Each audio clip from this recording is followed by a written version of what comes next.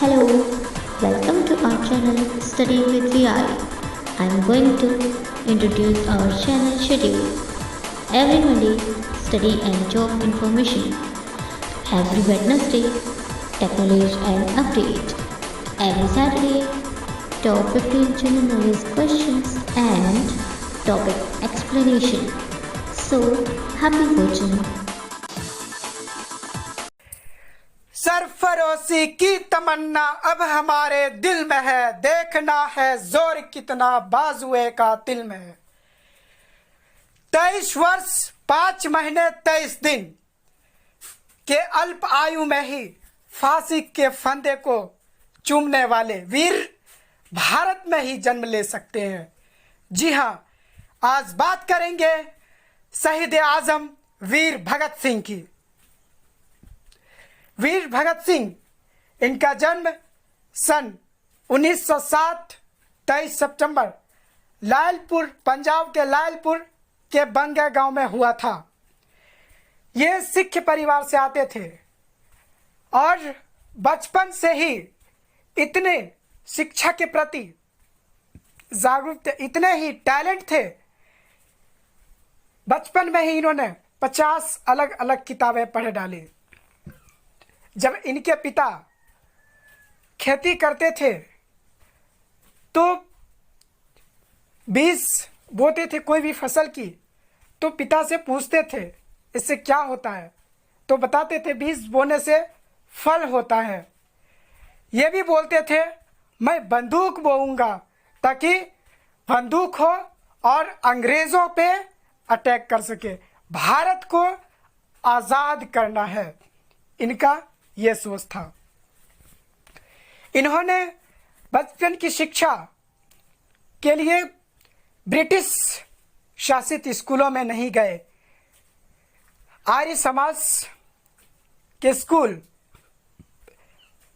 DAV जिन्हें हम कहते हैं दयानंद एंग्लो वैदिक स्कूल, इनमें इन्होंने पढ़ाई की।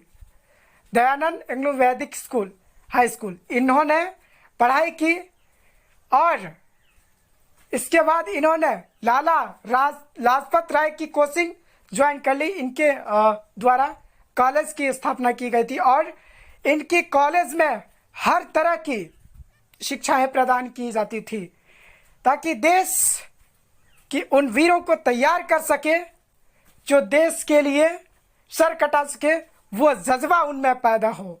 और लाला लाजपत राय खुद एक क्रांतिकारी वीर थे। जब ये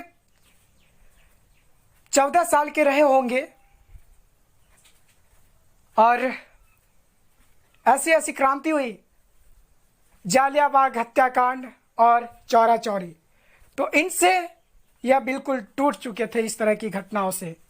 जालियांवाला हत्याकांड जब हुई तो उसी जगह पे ये गए और अपनी मुट्ठी में मिट्टी लेकर आए खून से सनी, और घर में आकर सुन्न हो गए। इनकी बहन ने पूछा क्या हुआ भगत बताओ, तो इन्होंने बोला मैं उन सभी का बदला लूंगा जिन्होंने मेरे वीर क्रांतिकारी को इस तरह की आघात दी है। भगत सिंह जब असहयोग आंदोलन प्रारंभ हुई थी तो इनसे काफ़ी प्रभावित थे और गांधी जी से भी काफ़ी एक्सपायर थे। ये काफ़ी प्रभावित थे गांधी जी से। लेकिन चौरा चौरी कांड, वह दिन आता है जब गोरखपुर में हुई थी ना घटनाएं। सिर्फ आंदोलन कर रहे थे भारत के क्रांतिकारी, लेकिन ब्रिटिश के द्वारा फायर की गई और इन्हें फायर में 2 व्यक्तियों की मृत्यु हो गई। फिर भी वो नहीं माने और फायर करते रहे। इसके विरोध में सभी क्रांतिकारियों ने थाने को बंदी बना ली और आग लगा दी। इनसे आहत होकर गांधी जी ने असहयोग आंदोलन स्थगित कर दी। इससे भगत सिंह काफी आहत हुए और 2 दलों में बंट गई। तभी से ये 18-19 सालों से ही स्ट्रेटजी बनाते थे हमें देश के लिए कुछ करना है। और 1924-25 में काकोरी कांड वो उनकी जो है डिज़ाइन की थी, हमें कैसे कैसे पैसे इकट्ठे करने हैं। थी तो भारत के ही, लेकिन ब्रिटिश यूज़ कर रहा था, इसीलिए इन्होंने वो काकोरी घटना की अंजाम दी। और पैसे इकट्ठे कर इनका सिर्फ मोटो था देश को किसी भी तरह से आज़ाद करना। इन्होंने विभिन्न सोर्सेस से पैसे इकट्ठे किए और ऐसे ऐसे संघर्ष किए, कहीं भी छिप जाते थे क्योंकि इनके ऊपर तो पहरा लगा दिया गया था, कहीं जा नहीं सकते। और इन्होंने जो एक पार्टियां बनाई थी रिपब्लिकन सोशल डेमोक्रेटिक करके, तो इनसे काफ़ी अंग्रेज गुस्से में थे कि ये ऐसे कर रहे हैं। तो काकोरी घटना के बाद जब 4 भारतीय नौजवान फांसी के फंदे पे झूल गए और 4 नौजवान को जब फांसी की सज़ा सुनाई तो भगत सिंह काफ़ी आहत हुए और इन्होंने 1928 में Hindustan socialist Republican association party की स्थापना की और इसके माध्यम से इन्होंने धनराशि इकट्ठे कर और कड़े मेहनत से, ऐसे नहीं पेपर बेचकर और काम करते हुए इन्होंने की। इनके साथी आज़ाद और सुखदेव राजगुरु, बस बटुकेश्वर दत्त, सभी ने इनका साथ दिया। और 8 अप्रैल 1929 जब दिल्ली विधानसभा में किसानों के खिलाफ बिल पेश की जा रही थी, तब इनसे पहले इन्होंने योजना बनाई और एक लो टेस्ट बम बनाई और जाकर इन्होंने एक खाली स्थान चयन किया और विधानसभा में इन्होंने बम पटक दिया।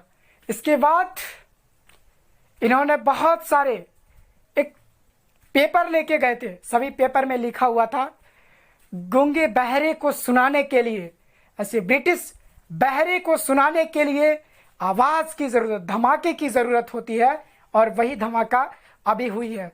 ये चाहते तो भाग जाते, इस तरह की धुएं गुब्बारे उठ चुके थे वहाँ पे धमाके से, चाहते तो भाग जाते, लेकिन इनकलाब जिंदाबाद इन्होंने नारा देते हुए अपनी गिरफ्तारी दी और ये कहते रहे मुझे गोली मार दो क्योंकि मैं भारत के सभी युवाओं को यह मैसेज देना चाहता हूँ, भारत को आज़ाद कराना है तो हम सभी को अपना खुद को कुर्बान करना होगा।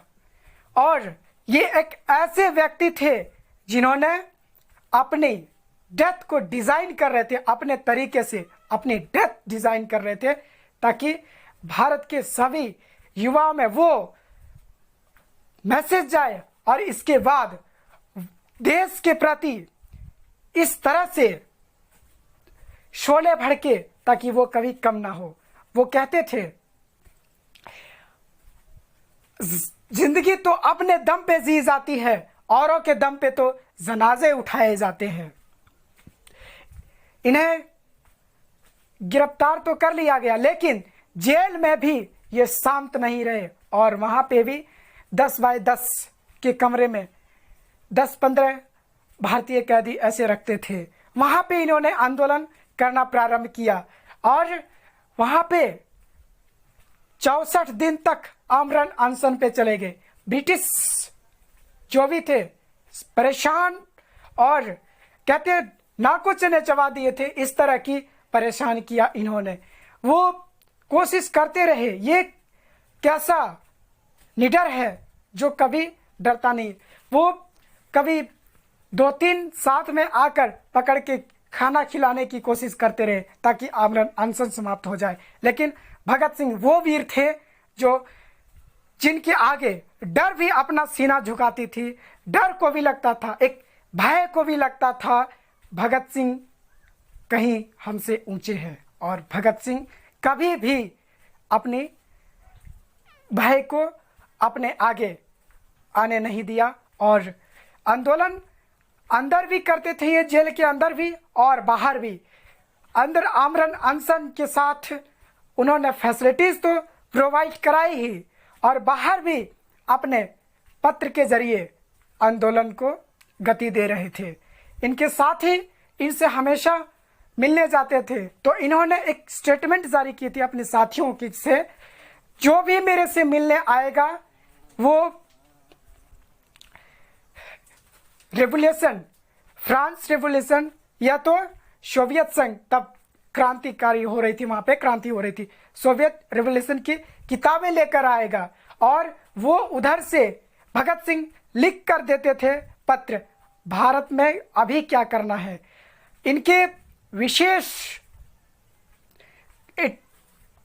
कार्ल मार्क्स और लेनिन प्रभावित थे, इनसे ये काफ़ी कुछ सीखते थे।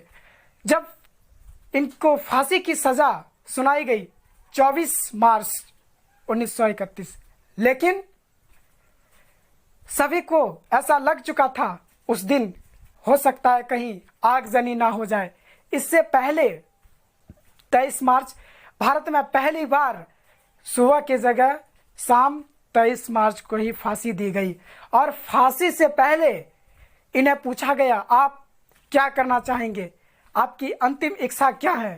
तो इन्होंने सिर्फ किताब पढ़ रहे थे ये और जवाब दिया, एक क्रांतिकारी दूसरे क्रांतिकारी से मिल रहा है, मिलना भी नहीं दोगे क्या, हमें लेनिन की जीवनी पढ़ना है। और वो पढ़ते रहे। पढ़ने के बाद बिल्कुल किताब ऐसे रख के चले गए जैसे फिर आकर भगत सिंह ही पढ़ेंगे। आज हमें दुख इस बात की है, हम सभी महात्मा गांधी को राष्ट्रपिता के नाम से कहते हैं, लेकिन आज भगत सिंह जैसे शहीद आजम को राष्ट्रपुत्र की दर्जा क्यों नहीं दी जाती है। वो भारत के 545 सांसद जिन्होंने चाहे तो ये काम कर सकते हैं, लेकिन ऐसा शायद करना नहीं चाहते।